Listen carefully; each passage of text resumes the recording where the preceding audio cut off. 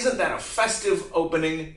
I think that is probably the most celebratory and one of the more joyful moments in the Bach two-part inventions. He wrote 15 inventions in ascending order, so that the first invention is in C major, then C minor, then B major, then D minor, then E flat major, which you just heard a little bit of here, and then E major, E minor, F minor, etc., going up the scale. And the thing that I've discovered is when you play all 15 of the inventions in the order that they were published or came down to us as, that they were numbered as, you're playing in ascending chromatic order.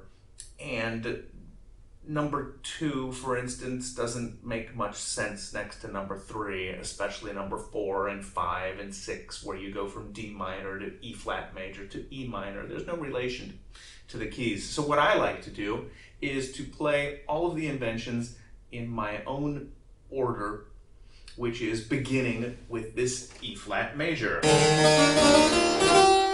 When you begin in E flat major with invention number 5, then you can play invention number 14 in B flat, and then go to F, then C, G, D, A, E, and you still end on number 15 in B minor, the way the cycle originally ended. And it just has a much more cohesive feel for me, in my taste. So on my upcoming recital, I will be playing the first 6 or so of these inventions, and I begin in E flat, and then go to B flat, then F, and we'll see how far I get in there. But I'm not going to play them all this week.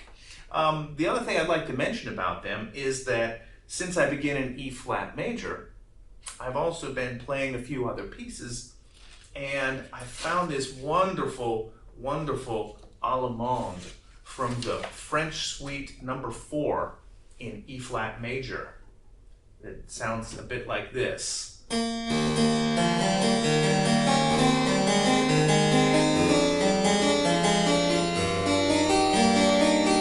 And I found this to be a perfect sort of a prelude into the E flat invention.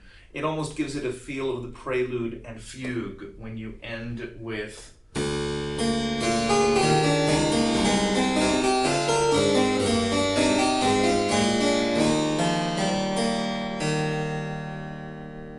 and then they just flow naturally into each other. Well, imagine my surprise after having played this allemande from the French Suite for over a year now. One day I discovered that there are actually 2 different versions of this French Suite, and one of the versions of the French Suite, the lesser known version I would say, actually begins with a prelude before the allemande. So I was thinking of the allemande as a prelude, and it turns out there is a prelude to the French Suite, and it has a very peculiar introduction.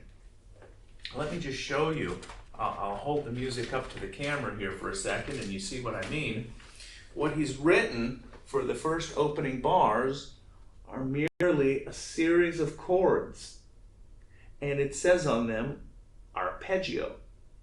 So what you are allowed to do with these chords, obviously you won't just play them like that,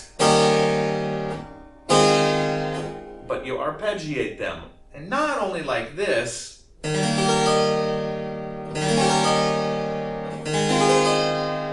but we are free to fill in the blanks, fill out the whole measure in an arpeggiated manner that makes them sound more fulfilling for the sustaining quality of the harpsichord.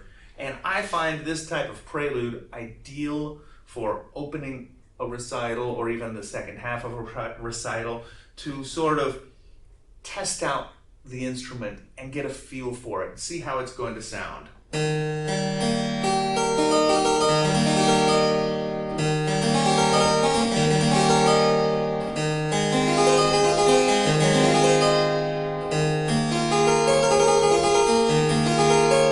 And each time I play this, I might play it a little bit differently. melody.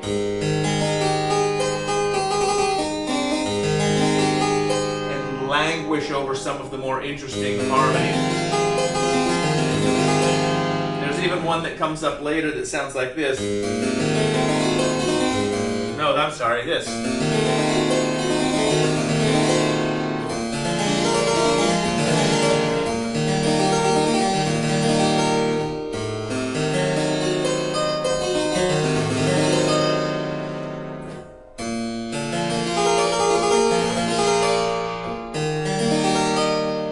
In the middle of this prelude,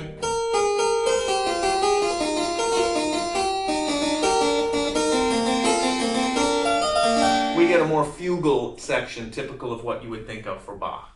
So I will play the prelude to the French suite, and then the allemande to the French suite, and then the E-flat major two-part invention, and then a whole bunch more of the inventions. And the last thing I want to say about these inventions is that it's, of course, customary in Baroque music to add a little bit of ornamentation and embellishments. And in every one of the autograph sources that I've found for these inventions by Bach, different copyists have written in slightly different ornamentation. And one of the sources led me to believe that maybe it was an instructor, maybe Johann Sebastian Bach himself or Anna Magdalena Bach, who had written in a few changes as a suggestion and as a way of teaching his children or teaching young students how to play these pieces. So naturally what has happened with me, having played these pieces for most of my life now, some of them I've played since I was a child, I have gradually throughout the years added more and more ornamentation to some of them to make them a little bit more challenging. So for instance, this one is famous.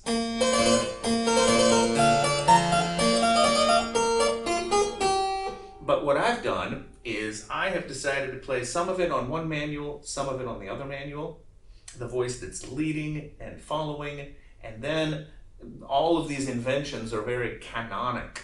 They have a motif or a melody that is quickly followed by the exact same melody played in the other hand.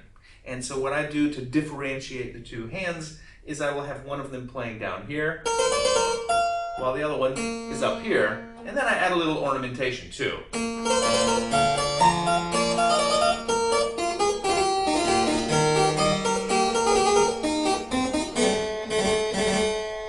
And the ornamentation gets really tricky when you get to passages like this later on.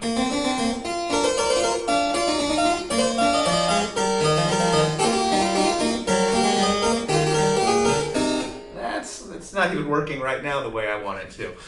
So that makes it a little bit fun, adding in the extra ornaments. And I do that on most of the inventions. For instance, the F major, very popular invention. What I do is I add an ornament at the top. Now, once more.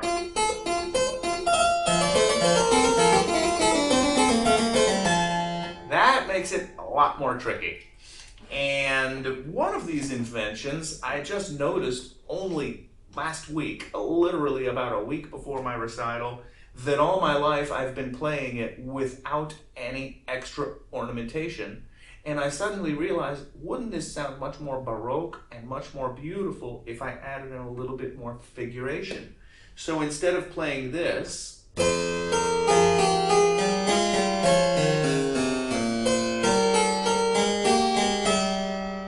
what I now play, literally just a recent decision of mine, is to improvise all over the place and do something like this.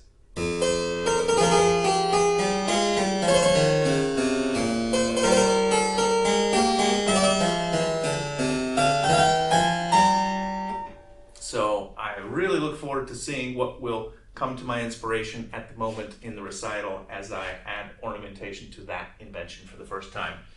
And now one of my favorite examples of ornamentation in Bach is the invention number 1 in C major, probably the most popular of all. However, there exists a version in Johann Sebastian Bach's autograph handwriting, where there has been an extra note added in. Now, I'll admit, maybe somebody else added that extra note later. Maybe it was Anna Magdalena Bach. Maybe it was one of Bach's children. You know how kids like to draw on the wall and stuff? Maybe they just got the idea to add in this note. But there exists an autograph source with these extra notes, and this is what they sound like. Instead of this, it sounds like this. So everywhere where you get this third, it now becomes a triplet with extra notes.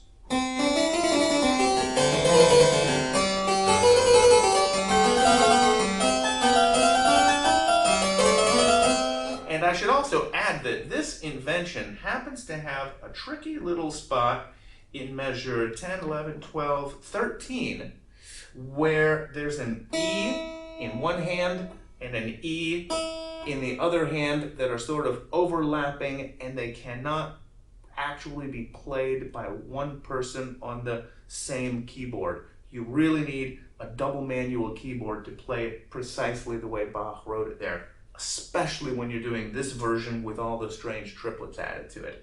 So that inspired me to find creative ways to find solutions in putting one hand up and one hand down, and in this invention I change quite frequently. Look for the recording I have of it on YouTube. I have one recording on a Neubert harpsichord. This was my pandemic recording from my living room. But on that one, at least you get to see the autographed score scrolling along, showing you these notes. And I have a much better recording on YouTube where I recorded it in the Augustinian library of the Augustinian monastery in Brno. It has a nicer location.